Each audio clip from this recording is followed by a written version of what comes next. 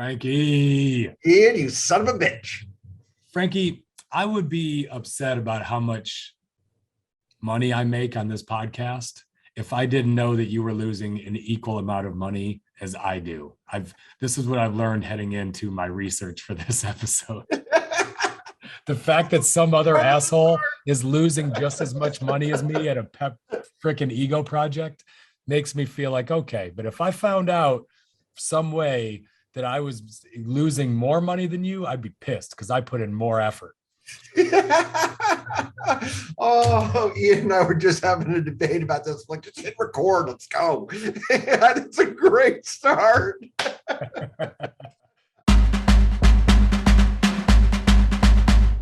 You're listening to Let Me Speak to a Manager with Frank Cava and Ian Matthews.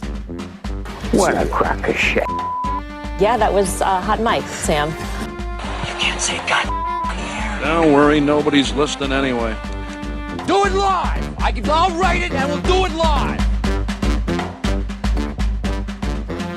So we are going to talk about whether, what companies can do, how motivating or demotivating is it when people within your company know what everyone else is making, if they know what the managers are making, what the bosses are making. We're going to kind of dive into all of that. And there's different ways that we want to look at this today. But I think the best way to start about it, Frankie, is there's an experiment run a couple of years ago, and it was published in the Harvard Business Review. This experiment was run by Zoe Cullen and Ricardo Perez Trulia. I always like trying to talk about people's names. My wife, the Spanish professor, would look at you and be like, she would crush me on Ricardo's pronunciation. So Ricardo, I'm sure you're listening to this somewhere. I apologize. So anyway, they conducted an experiment on motivation behind employees' work when they know or don't know about the salaries and the pay of their peers and their managers. So they took a sample of 2,600 employees. They used a large commercial bank. And through an online survey, they had employees guess the salaries of their managers. So the first part that was interesting is the vast majority of respondents completely missed the mark by a wide margin. So they most dramatically underestimated their manager's salary. And then half of the respondents, they told. So they'd be like, okay, good guess. Here's what your boss actually makes. And obviously, in the majority of these, the salary was much higher than they initially thought. While the other half weren't told anything. They just guessed, and they weren't told anything about their boss's pay.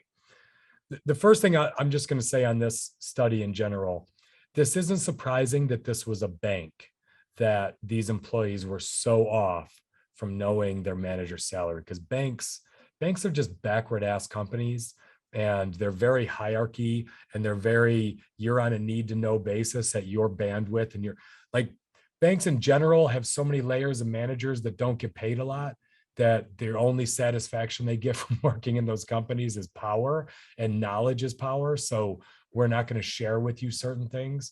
Whereas I don't know, I've always been very transparent on what people can make within a company. So anyway, they then measured the behavior of these groups. They measured the behavior of these groups, and what they found was our estimates suggest that discovering the boss's salary is 10% higher than originally thought, caused employees to spend 1.5% more hours in the office, send 1.3% more emails, and sell 1.1% more. And what they also found is the bigger the surprise, the larger the impact on how hard they worked. So finding out the boss earned 50% more than they thought led to an effect that was 5 times larger. So, for a salesperson, you're talking about 6% more in sales. You're talking about close to 10% more hours you put in if the boss made a lot more than you initially thought they did. And I guess I'll kind of stop it there and just ask what's your initial take on hearing about the results of this study? So we're going to get to the other part of this, which I think is interesting, right? I think there's a motivator and there's a demotivator. The motivator is the boss. If the boss makes more than you, as long as you don't work for a dipshit, as long as you work for someone that you think is a good boss, that person should make more than you. And what the study bears out that we'll get to is it can become something that you lean into and you want to chase. The other side of the equation is peers. And sometimes we put peers on a pedestal, but there's times where we don't put a peer on a pedestal. We're like, that guy's not as smart as me, doesn't work as hard, doesn't do these things that I do. Why is that person doing better than me? So there's both sides. There's the carrot and the stick of salaries. And I think it really matters on what you're looking at. So I think the way I see this first piece of just knowing the managers. Yep. So there has to be a large percentage of those 2,600 or 2,060 employees who think their boss is a dip, right? Yeah. I mean, in general, you're in a bank, the odds of you having a dip boss are pretty high. So there have to be a ton of those employees that think they have a bad I think boss. you're very much underweighing the fact of how much of a dip you are if you work in the bank in the first place. Like, That's true. Maybe you aspire to just be a greater dip. have you been to a bank in the last 2 decades? Oh, No, my I God. have. You and I have made it clear on how much we hate banks. But I think in general, there's a high percentage of people that don't respect their boss in this survey, right? Sure. But even if you don't respect your boss, when you found out how much they made, you worked harder and Right. you sold more, especially if you knew they were paid a lot. So I think that goes to, I think this part of the component is all about aspirations. So this is all about like, where am I going in this company? And I want my boss's job. So if I think my boss is dip, but he's paid a lot, and I'm like, I could do it better than him, I'm going to work my ass off and try to supplant my boss because the prize is worth the effort. If I found out my manager's salary was just a hair above mine, why would I aspire to that job? I'll just keep doing my job and stay under the radar. I think this is all driven out by just aspiration. So let's lean into the boss side, and we'll transition to the employee side later, right? So let's talk about it from this perspective. Like, as an example, when I was in college, I lived in Florida. I went to the University of Florida, and I remember distinctly driving my U-Haul from Florida to Virginia and asking myself, what the hell am I doing? Why am I leaving Florida? Like, people don't leave Florida, people come to Florida. So like, what is wrong with me? And I wasn't the only person to ask myself that question. Like, I got asked that a lot by other people, but there was 2 main reasons that I left. One was I met the division manager that I was ultimately going to work for. And I thought that I could get that job in a reasonable amount of time, 5 to 10 years. And I thought that as a 22-year-old kid, like, oh, I want that job at 30, 32 years old. So I left, and that person made hundreds of thousands of dollars.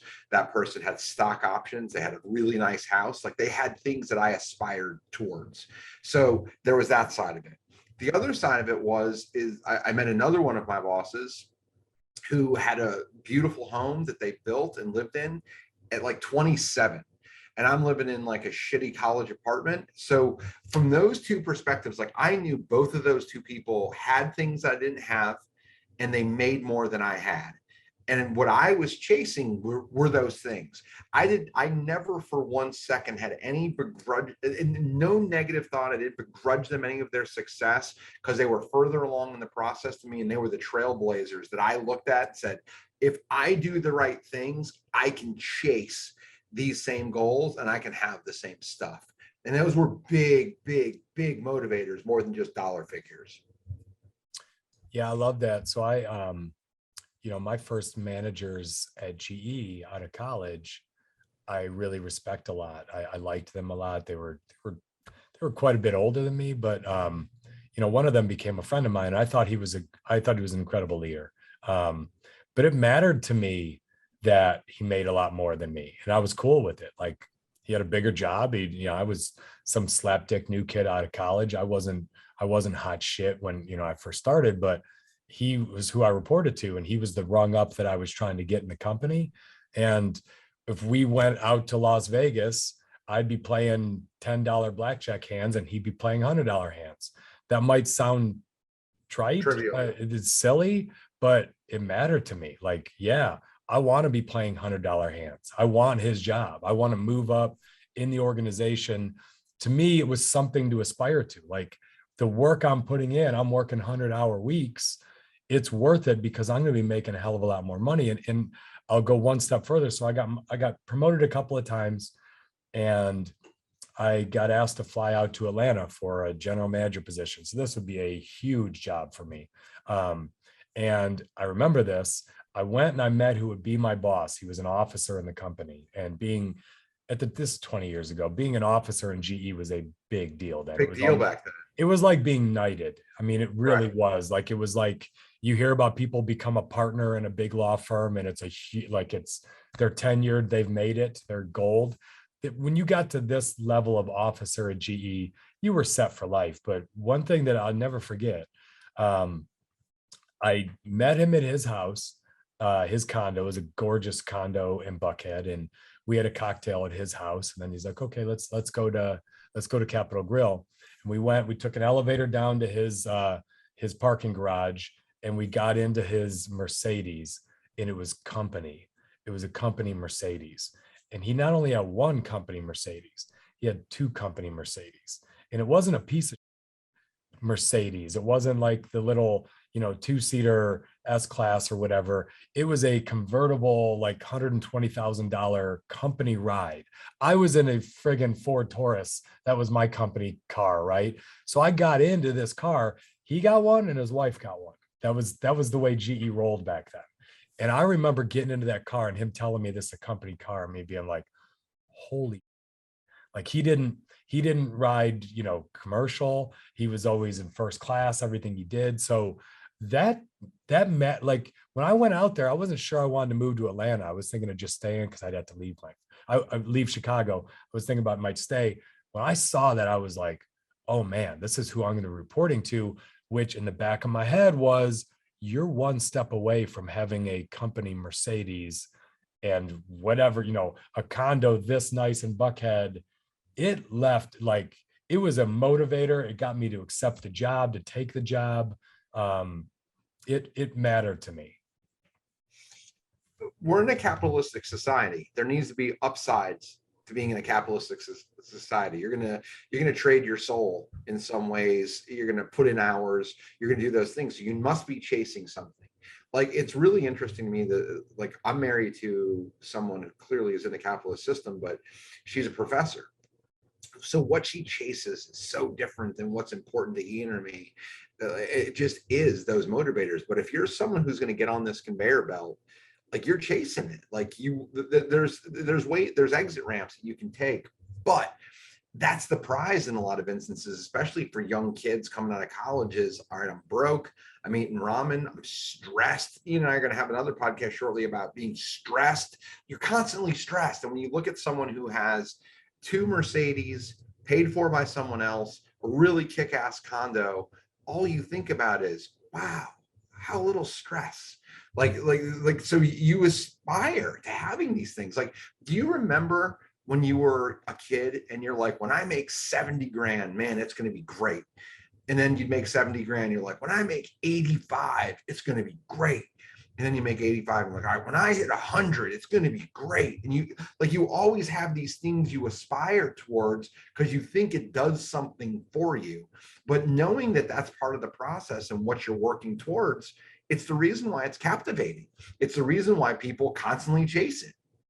Like, Michael Lewis tells awesome stories. He basically wrote all these books about these are the things you don't want to do on Wall Street, and the corruption, blah, blah, blah, blah, blah. And the question he gets most is, hey, how do I become a broker in Wall Street? Because all the things he's exposed to are seductive for young kids. So this is the positive side of this survey. This is the chase. This is the thing that seeds the beginning of the conversation. And I was definitely motivated by, I knew, you mentioned, you knew what all the NVR officers made. We knew what their stock was worth. You could do the math on how much stock options were worth at NVR. Right. Kind of guess when they were given those jobs and be like, oh, the stock was $50 when he got that job. It's 600 now. That's how many millions? You start doing the math and you're like, at first it doesn't make sense, but then you start thinking about it and you're like, oh yeah, I want more of that. I want more of those options. that ultimately had a lot to do with me coming to NVR because I knew Macaulay, and he was in Cincinnati, and he'd already been there a year. And he's like, Ian, the stock has doubled since I've been here. Let me do the math on what my stock options are worth now. And I was like, that doesn't make any sense, because Right. GE stock had flatlined 2 years before this. Yep. And I was like, that doesn't make sense. But what he was doing was sharing with me how much he made in an executive role. And they were talking to me about a role a little bit higher up than even he was in.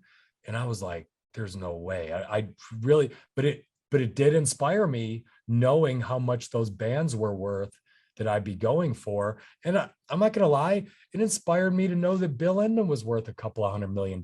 My boss, when I went to that company, right? Now that's the founder of the company, but that 100% inspired me to know that he was set for life for 30 lifetimes. That motivated me to work harder. So there's two different kinds of people who listen to our show, right? There's the I'm young, I'm new, I want to kind of move up. And there's the young manager who wants to, also move up or do different things or create impact. So let's talk about it from the first perspective. You're young, right? There's the carrot.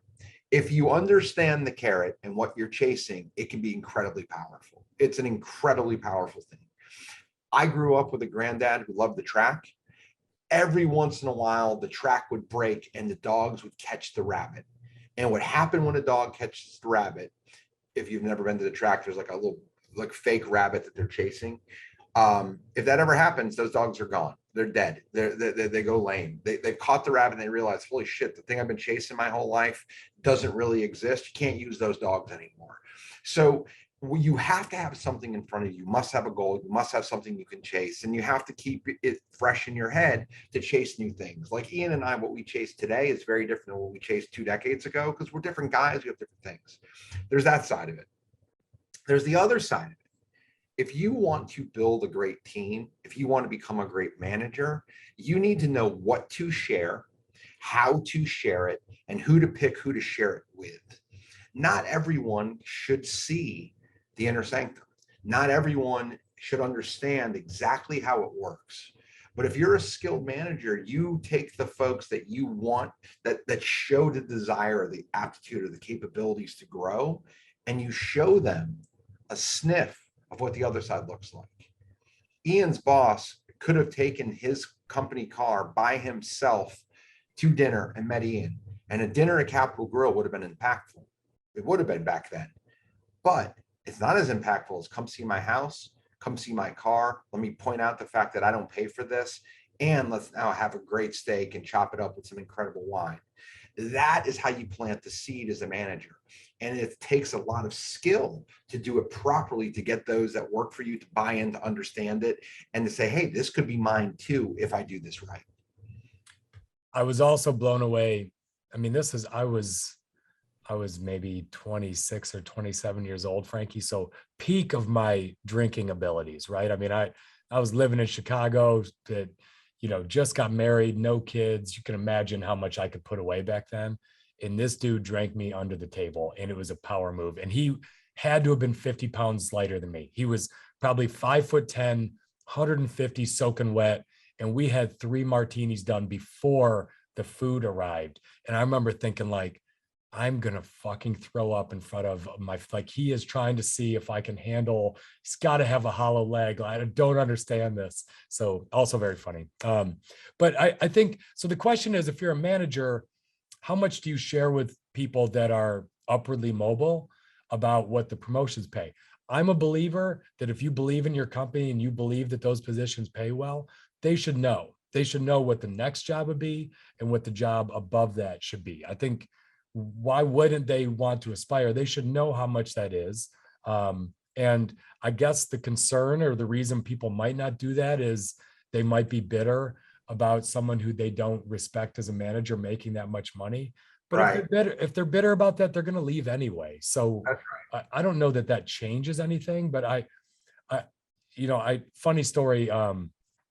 Dordo,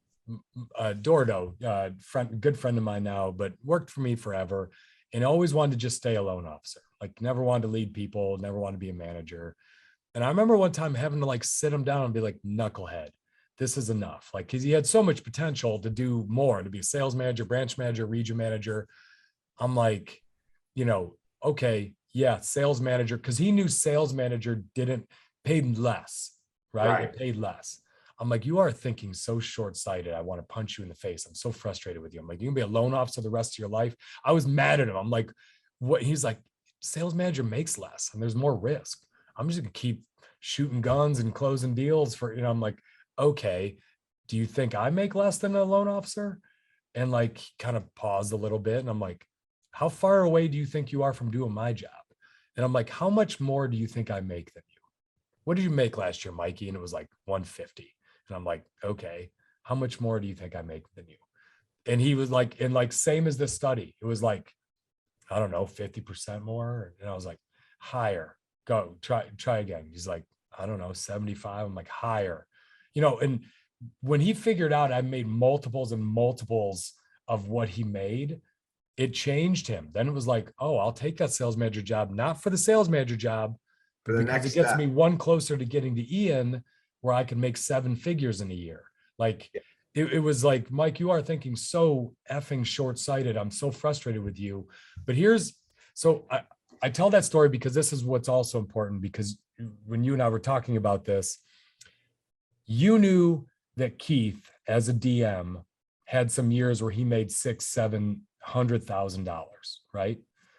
You come into a DM role in Charlottesville in a very different climate. It is Yep. not the peak of the housing market. Like Keith Nyman started as a DM right at the beginning of an unreal run. You Yep. came in at the end of that run when Correct. the company wasn't giving out nearly as much stock as they used to a division manager, in a market where we weren't making the same margins. And now this job that you always put on the pedestal as paying $600,000-700,000 was paying like 250. And there was a lot of risk. The stock had peaked right when you got your stock options, was like the peak of stock for the next 8 years. So That's you right. weren't going to make a dime on your stock options. Our bonuses were getting cut in half. The limits were there. So what did that feel like when you had spent the first 10 years of your career trying to get to this DM role, and now that you got it, it doesn't pay anywhere near what it used to and what inspired you? So it only took 6.5 years, not 10. And I realized, Sorry, you're so incredible. and I realized where I was in the cycle, and it was an uptick, but it was like, I remember sitting there and I remember being told this, and I remember being told what a good deal it was. And I like how impactful it was going to be. And I remember I was like, fuck. It was the first time that I started changing my goals. There's 2 things that happened. There was the presentation of what I was going to be paid.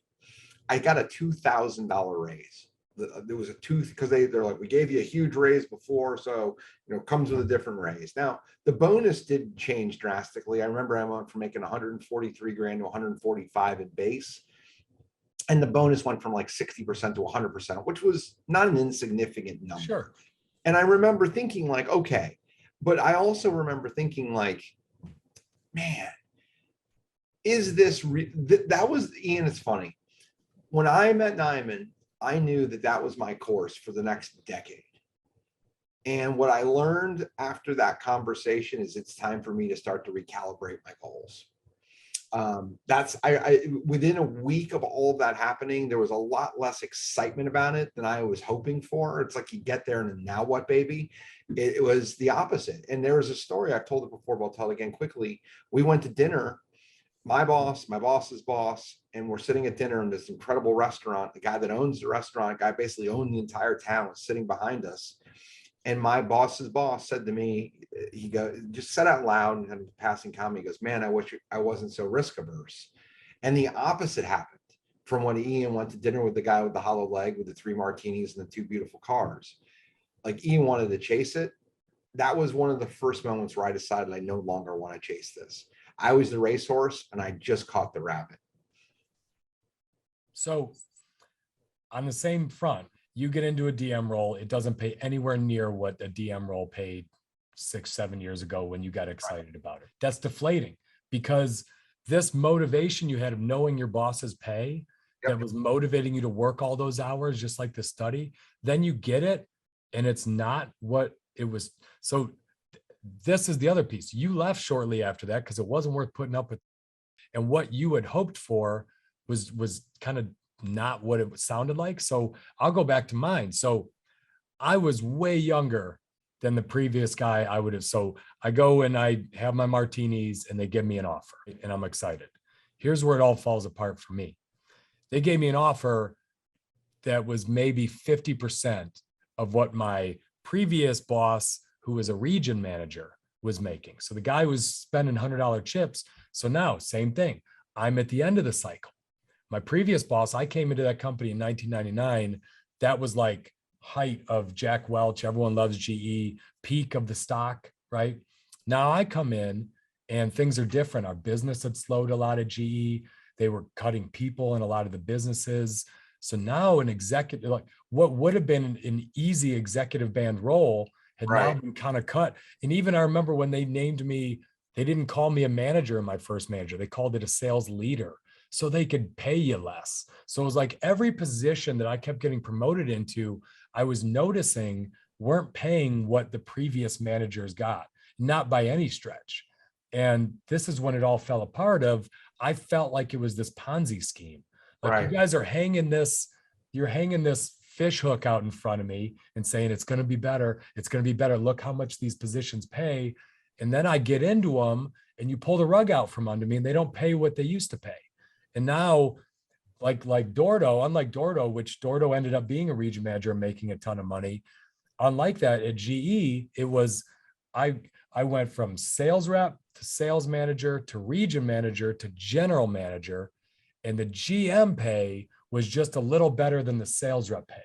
So I was like, this is insanity. I'm working insane hours. Now I had a lot of stock options, but I didn't believe GE stock was going any farther. I was like, we're kind of capped for a while the way this is going. So I would say it's good to tout what the next people in line make in the company, but understand that when you go through a recession and you have to make some painful changes of what those positions make, it will backfire on you. If someone's been chasing that aspiration and now you're in a different market and those positions don't pay, they will be very deflated if you've set one expectation and it was very different. Just like Frank in the DM role, it didn't pay by the time he got into it. And me in the GM role, it didn't pay what it used to. Both of us left shortly after because it wasn't worth the time and frustration. And it wasn't worth what we set it up to be worth. The other thing happened, Ian, is this, and it's going to pivot us to the second part of this podcast. Our bosses became our peers. And when you know what your peer makes, it infuriates you. So Ian and I both had elevated to a point where these people that we looked up to, we did a lot of work and we caught them. And maybe we didn't catch them exactly, but like we got to their level, right? And they were no longer these people that were 3 or 4 promotions away. They were people who are now our peers. And we knew because they shared it with us. So there's a double-edged sword. The other edge of that sword is, well, shit, this is the one that excites you, but now it can be the one that cuts you. And once you kind of settle into that, and that's the second part of this study, is peer-to-peer salary review. Yeah. And that, Frankie, for me, just the other thing, you in your head, when you said, I have to recalibrate, you didn't recalibrate. Your goals were the same. You wanted to make X amount of money. You wanted to buy some real estate of your own. You just went and figured out how to go do it yourself.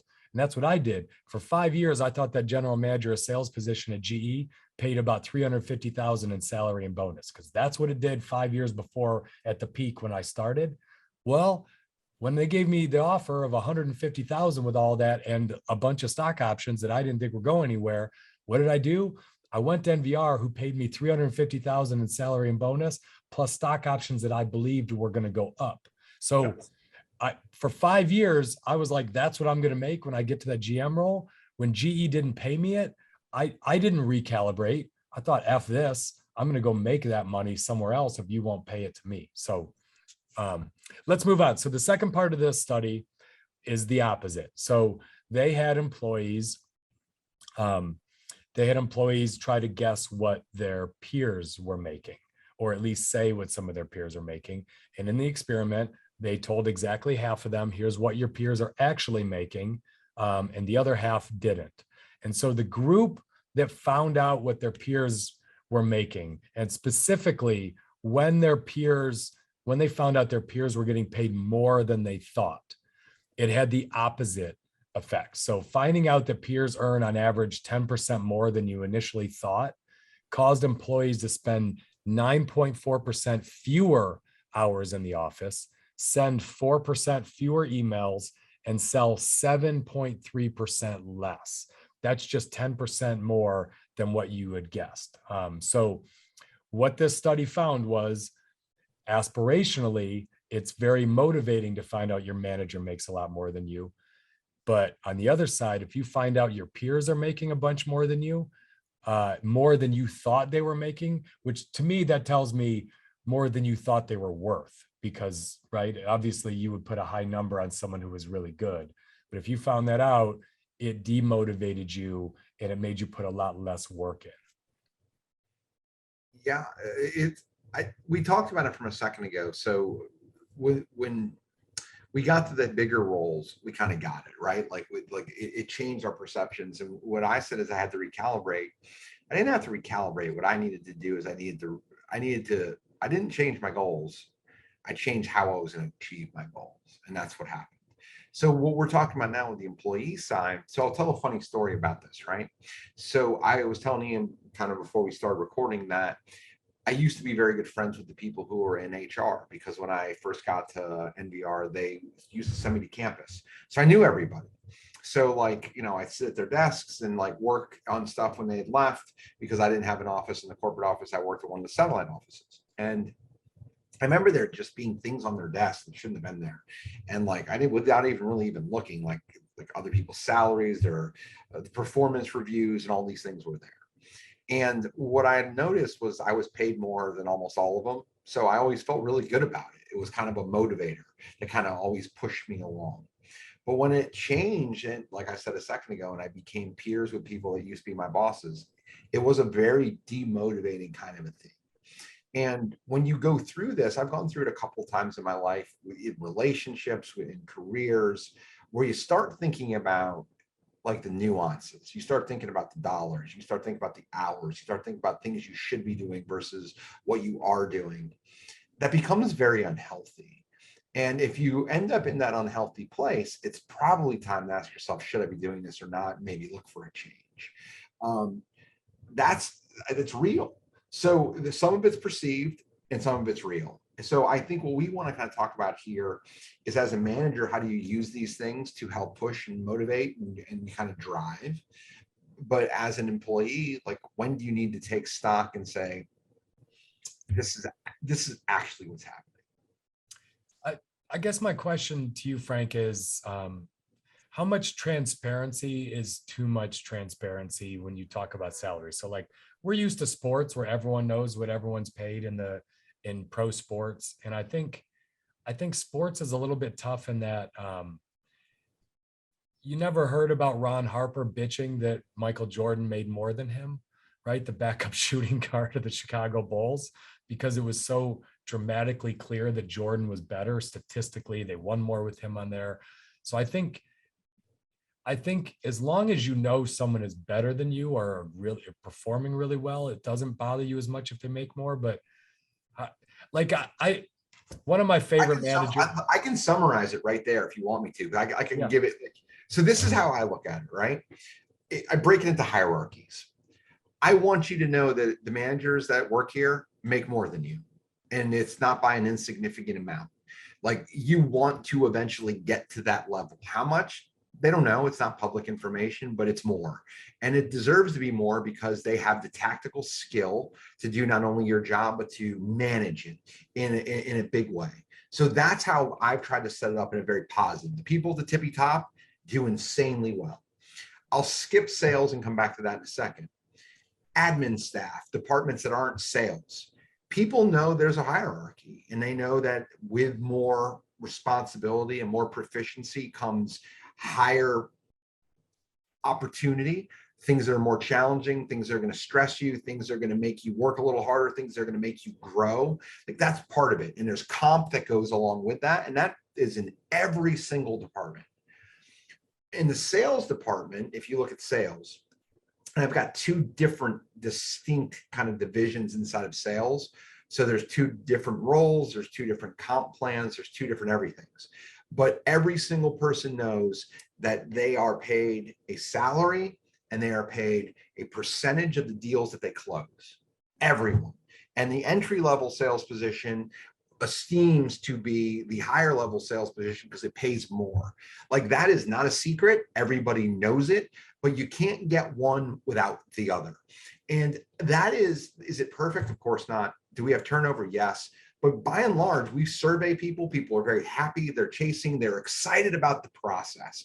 There's none of this BS where things are going to change over time. It gets better in their favor the longer they're here and the better they produce. And what it does long term is it gives people something they want to continue to lean into and chase and go after. And it's healthy. People in the admin side, like my bookkeeping department, they have no desire to make what a salesperson makes or to give up some of their base salary because they want to chase a bonus. Like Ian and I have talked about that before. So these are things that are absolutely in place. Now, the exact numbers, nobody really knows it, but the ranges, the amounts, that is absolutely something that is pretty public. So I think when you talk about staff, right, take salespeople out. Everyone knows what salespeople are making because they're on the same comp plan, and everything is so transparent with numbers, sales numbers. So any salesperson, any company could quickly do the math on how much everyone made last year. But I think when you take like staff, some things I've seen companies do really well. Take Quicken Mortgage. Quicken Mortgage has hundreds of thousands of people doing the same thing in hundreds of different titles. Everyone's doing the same.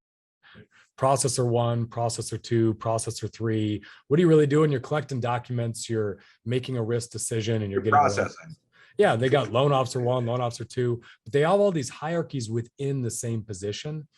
And I've always kind of liked that because what I found when you just had, like, let's just say it was loan processor, then there's like a wide range, maybe let's say it's 40 to 75,000. Well, sometimes someone's making 72,000 that's not that great because you had to recruit them away from a company and that was the only way to get them into the company. But if you have these different levels, if you don't have that level, the only promotion is processing supervisor. That's the next level for me. But a lot of people don't want to be a supervisor. And then they get into supervisor role just to make money and they suck because it annoys them every time someone asks them a question. They're not good with people. So I kind of like, if you're a bigger company, having different bands that are kind of the same position, but it's more seniority and like merit based.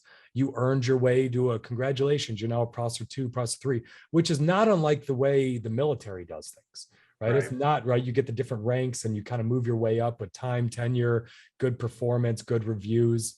I kind of like that way about going with the inside staff, but something really interesting. These experimenters, they tried to come up with solutions. So what's the solution? If people find out, and let me just say this, people know what everyone makes. Like I had a manager, and God bless her, I loved her to death. I worked with her forever. She worked for me forever, but she used to tell people that talking about your salary was grounds for termination. And I always whenever she'd say it, I'd cringe a little bit because it just sounded from like a different era, from like the 50s or 60s. Like, and I'd always be like, really, are we going to fire someone because they told them how much is that even legal to fire someone for talking about your pay? Like, what are we even talking? But she would always say it to everyone, like, hey, that's grounds for termination, talking about your salary. And I always thought it was funny because from my first job, we all knew exactly what I knew what everyone negotiated on the technical sales leadership program out of college. We all talked about it. We all went out and drank. And I was like, damn, I'm a loser. I didn't negotiate as much as Owen out in Ohio. But we all knew, and I knew what the salespeople made. And everyone knew what everyone makes. Like, if you're a manager and you think people don't know what they make as peers, you're just being clueless. Like, these people go out and have beers together. They talk about these things. So for me, I think they're going to find out. But what's interesting is in this experiment, they asked them, would you like more transparency? Would you like to know more about what all of your peers are saying? And of course, it was like 90% were like, yes. I want to know. Follow-up question. Would you be willing to have your name posted with your exact salary and the increase you get every year. That flipped it. 90% said absolutely not. So it's fascinating because, people say they want transparency if it serves them, but if it could make everyone in the office get jealous and pissed at them, or what else does that do? Michael Jordan didn't mind being the highest paid guy in all of basketball because the dude knew he was the best basketball player in the world. It wasn't going to impact anything. There was no one saying Jordan's overpaid at his heyday. No one, because they knew he was good. But reason people don't want their name listed, Frankie, is that puts pressure on you. That's like A-Rod going to the Yankees and making that huge contract and all of a sudden sucking. The pressure was ramped up from how much he was getting paid. So I went back and looked at something with A-Rod. We're recording this the day after the All-Star game, right? Like, it's fascinating to me. I didn't even turn it on. The home run derby or the All-Star game. And then when I was a kid, that was like, you watched every inning. But the funny thing about A-Rod and Jeter, like Jeter was always top 5. And Jeter was adored for a few reasons. He was never number 1 in salary. Now, he lived in New York. He had plenty of endorsements. He had an incredible, not woe for Jeter. He did just fine, but he was always just slightly below A-Rod. And there was an interview I read with him, like if his aggregates in salary, if you actually add them up, he was higher than like top 5. He was like top 1 or 2, but he never was the highest per year intentionally because of the fact that he just didn't want the spotlight. And no one ever talked about Jeter or his money. You talked about him for other reasons, but no one ever talked about his money because he stayed under the radar a little bit. He's always the 3rd highest paid guy. So people wear out and they don't talk about it. Plus he won a ton. So you're just like, it's kind of like Jordan, right? But it was like, there's strategic ways to do these things. It's like, you can have a big old target on your back, or you could do it in a way where you're a little bit more modest and it's intentional. And I think if you know anything about those two people, A-Rod and Jeter, it fits their personalities. It's kind of how they live. It's a fascinating dichotomy. Did you know? I'm pretty sure A-Rod won the MVP, if not once, twice, while he was with the Yankees, and he was there almost 10 years. Like that, out of his entire career, he played the Yankees longer than anybody else. Which it's fascinating. Like you think that the whole thing was a disaster because they only won 1 championship with him, but it was like he was actually really good. But that championship, he was actually outrageously good, and he carried that team to that championship. He mashed that ball that time. But he did have a few really lousy years for them too. But I think what this comes down to, though, Frank, is I think this is not a question about pay as much. Let's just assume everyone knows what everyone makes in the company. Let's not be the old dumbass managers who think no one's talking and they're not allowed to. And people know more than you think always, just like your kids know more than you think. Your team knows more than you think. So let's assume everyone knows everything. I think this is what's important. Do you have a meritocracy where people get pissed? And a meritocracy means exactly what it says, merit. Are people paid on merit? Are people promoted on merit? If there are 10 people doing the same job and the highest paid person is the 7th best at it, you're going to have problems. People are going to get pissed. They're going to look for other jobs. You can't, and where this starts to happen is, let's say you have 10 people and they're all making $50,000 a year and you're short-staffed. You're looking for more to make 50,000. And your 4th best person comes to you and says, I just got a job offer for 60,000. And you say, I'll match it. Now that person's paid 60, but 1, 2, and 3 didn't get a raise. If 1, 2, and 3 found out that that person was making 20% more than them, even though they produce more, you have big problems. You have big problems. And so the answer is, if things are that well for your business, do you take care of your top 3 because it's coming? Or do you just say, you know what, we're going to take the L and lose number 4? I think one of those two you have to think about, because giving the 4th best person significantly more money than 1, 2, and 3 just because they shoved an offer letter in your face is going to come back to hurt you, because 1, 2, and 3 will find out. They will. Like, one of them will find out that happened at some point, and they will tell the other 2, did you know this? So oftentimes it's better to just say, you know, we can't match that, or I got to go take care of all 4 of these folks. if that's the actual market. So, right, if they got a one-off offer that has nothing to do with your market, great. But that $10,000 might be telling you that you're paying too low in the first place. So instead of talking about meritocracy, I'm going to talk about something else. And Ian and I may have a disagreement on this, but that's fine. So I don't disagree with anything he said about meritocracy, but there's a poll. I cite it fairly regularly. The reasons that people quit are boss, job fit, stunted growth, pay, or underappreciated. So I'll say it again a little slower. Boss, job fit, stunted growth, pay, or underappreciated. So the caveat is this: Ian and I both had shitty bosses, but we made a bunch of money, so we stayed. And in the same time, when we thought we were underpaid grossly to market, we left. But if we were close to what we thought market was or what we could make elsewhere, we would stay. To Ian's point above, if you're not paying market, you're going to have a problem. People are going to flee. And this happened with Ian at NBR. Like there was many times where it was like, all right, we're focused on paperwork and not getting audited. We're not going to push comp as hard. Plus your comp plan is not as aggressive as Bank of America. And they went and became loan officers there. So that's real. Like it's got to be real. But apples to apples, if people are paid at or about where they should be paid comparatively to market, they don't leave number one for pay. They lead because of the boss, a job fit, stunted growth, or underappreciation. So I think that fits very well into what we're talking about. You need to understand pay and ranges, but there's other things. I want to suffice it and say this: it's not all about comp. If you make a shitload of money, like millions and millions of dollars, like on Wall Street, you put up with things that are fairly inhumane. And you do it, there's tons of stories about this. And you do it because it's an obscene amount of money.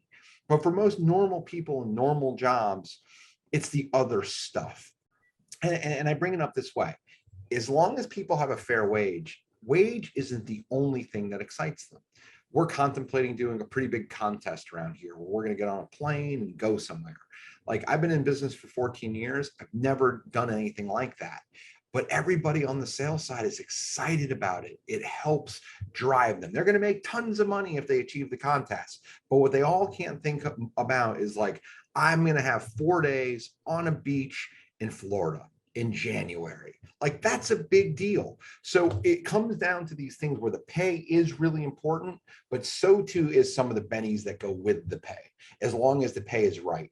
And I think what we're trying to show you here, there's motivators. It's motivating to know your boss makes more. It's demotivating to know you make less than a peer. But if everything is pretty close, you can also use non-financial benefits to help move the needle. And it actually matters to people more than they'll tell you money does. And I think it's only demotivating if you make less than a peer, if you know you are significantly better than them. If you have a problem with it, you're like, I'm better than that guy. If you produce significantly more, if you're much more tenured, that can piss you off, than someone that came in and is making more money than you. And I think that's where you have to pay close attention to that kind of stuff, because I think often here's what I would say. If I were going to give advice to myself as a young manager, things I didn't think enough about. Oftentimes when you're recruiting and you need more people, and you interview someone and they test great and they interview great with everyone loves them. All you can think about is get them. What do we got to pay? Get them. You get into a competitive bidding war, maybe with a competitor too, and you get them. But you do that without thinking about the 7 peers that are already in your company that are kicking ass for you today. That's right. And when you do that in a vacuum, you risk really pissing everyone off that's on your team. You have to think hard about these. It is going to get out what we paid this new person. And so either they are as good as we thought they are, and they come in and they are Michael Jordan and they score more than everyone else and they deserved it. Or if they're not, we have to think hard about the other people on this team who are going to find out, because you could end up losing someone who's better than the person you recruited. So there's something else in this as well that I think we've skirted around it, but we haven't talked about it specifically, but I think it's worth bringing up. I'll tell 2 very quick stories. So when I was a project manager, which is pretty low point in my career, entry level, not low, but entry level point in my career, I was managing this community, and it was the community. It was like in the DC metro market. It was a big deal. Like, I got moved there and they made a huge deal about it. And this guy who I loved, he was just a great guy. He was a dipshit though when it came to work, and he had a deck fall off a house. Not good. Like that's bad. That's not So, good. yeah. So deck For the, fall. for the non-construction people, that's not good for decks. When you're a builder and you're paid to build, and you have a deck literally with people on it fall off the house. So this guy gets demotivated. He gets like demoted immediately. How does he cope? He takes like 3 days off and goes golfing.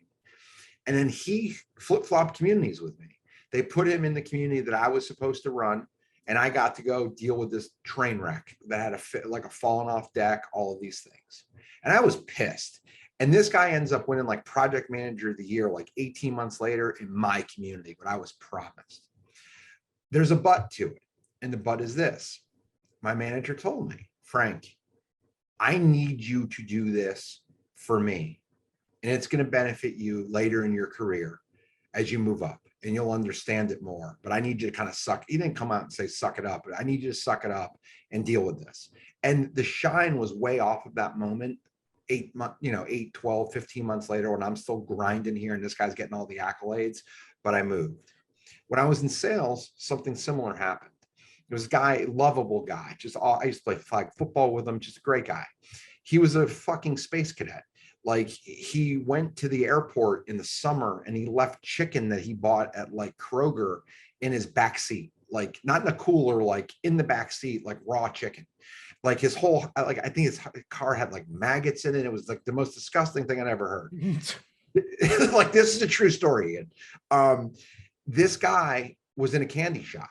He was in an absolute candy shop. Like, it was like right around the street from Potomac Mills. It was a townhouse community that sold like crazy 15, 20 years ago, just like houses flying out of there.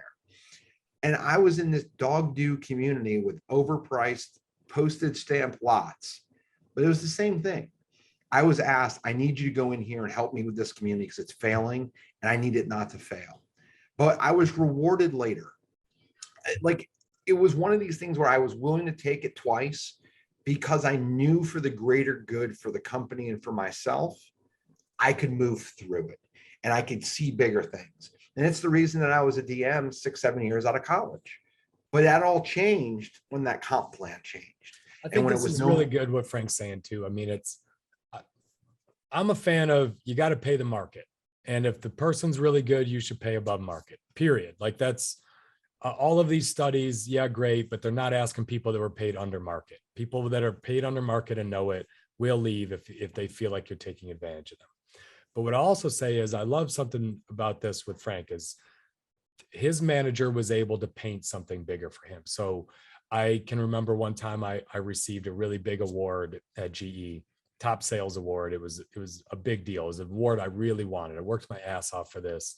And I got this award in front of all my peers, 110 sales reps in a department that I had been a trainee 3 years before. So it was a big deal to me. It's meant a lot to me. I come back to the table, and this is back when sales meetings were sales meetings. We'd been boozing pretty hard. So, I'd come back and all my boys are at the table. They're high-fiving me, giving me bro hugs, and we're drinking cocktails and the rest of the meetings going on. And out of the blue, they're like, man, young kid like you must be making a fortune. Like, they must be paying you really well. And at the time, I wasn't even on commission. Like, GE had been just getting away with it, right? Like, because the way the trainee program worked, I wasn't making as much as them, to the point where I was making like half of what all these guys were making. And I found it out that night. And not only did I just find it out that night, they were laughing their asses off. They're like, we don't get paid with, glass trophies like you, Ian. We get paid with actual cash, which is, why we don't live in a crappy apartment near Wrigley. And they were just ripping me. Like, it was brutal, right? And I remember just being pissed. I went to my boss the next day and he just kind of looked at me. He didn't panic. And he was like, where do you think those guys are going to be in 5 years in their career? Those are lifer sales reps. Ian, do you want to be a lifer sales rep? Because if you do, let's work on getting your salary up to there and figure it out. Or do you want to stay on the same path that you're on, which is being all of their bosses within a year, being their boss's boss in 2 years? And he just kind of laid it all out. He's like, and again, what do you think I make in comparison to those guys? What do you think my boss Jim makes in comparison to those guys? That's your track. Don't get distracted with glitter and gold. that's your track. Now, if you want their track, let's sit down and we'll work it out. And you can just be a career lifer sales rep calling on the same steel mills 20 years from now, and you'll be paid really well to do it. But if not, just shut up and keep doing what you're doing. You're on a track that's so much higher than, and he was right. And that was enough for me to just, I never talked to him about it again. I just went about my business knowing I was paid less than the lifers and didn't give a shit what they said. And truthfully, the next year at the annual meeting, I was their manager. So these are our ways of telling you this entire episode has an asterisk. If there's a bigger mission at play, the pay is something that you have to focus on less if there's a trajectory with which you're chasing. And Ian and I both chased that trajectory. And we've gotten to a place where, like, we're working on something else about anxiety. Ian and I don't have a ton of anxiety because we've accomplished a ton, because we were able to go through this system, this process. So kind of the takeaway and the summary of this episode is there can be motivating times with salary. There can be demotivating times with salary. And if you're a manager, you need to understand both. But as an employee or a striver or a chaser or someone who wants to grow, you need to understand when to allow one to push you and compel you forward. And you need to know when to also allow it to say, it might be time for a change. Because Ian and I have both lived through all of those aspects of this entire continuum inside of salary and knowing about it. Yep, I think that's right. And I still think I deserve a raise, Frank. I just do way more than you when it comes. We're going to do it. I feel like if anything, let me speak to a manager is not a meritocracy. If for those of you that I have introduced that word to, if you just take a cold, hard look at this podcast and the value you get from me versus Frank, I bet you would be shocked to learn that I do not make more money than him. That is the absolute summary. This is a great microcosm of the rest of the working world. But Ian, you know where you're going with this thing, so you're riding the range. Because I know my trajectory is higher than Frank's. One day I'm going to be at iHeartMedia or something like that. Hey, if you are new to this podcast, please subscribe. If you like our podcast and you thought this episode would help somebody, please share it with them. And if you are a longtime listener and you have not given us a 5-star review on Apple, shame on you, you son of a bitch. Frankie, good seeing you. Ian, I do believe you deserve a raise, and I believe over your current salary, we're going to go with percentages. I believe you get a 50% raise over $0. So it's a big raise. It's a big number. I'm gonna lose 50% more money on this podcast next year. Fantastic. I'm excited. See you, Always Frankie. See ya.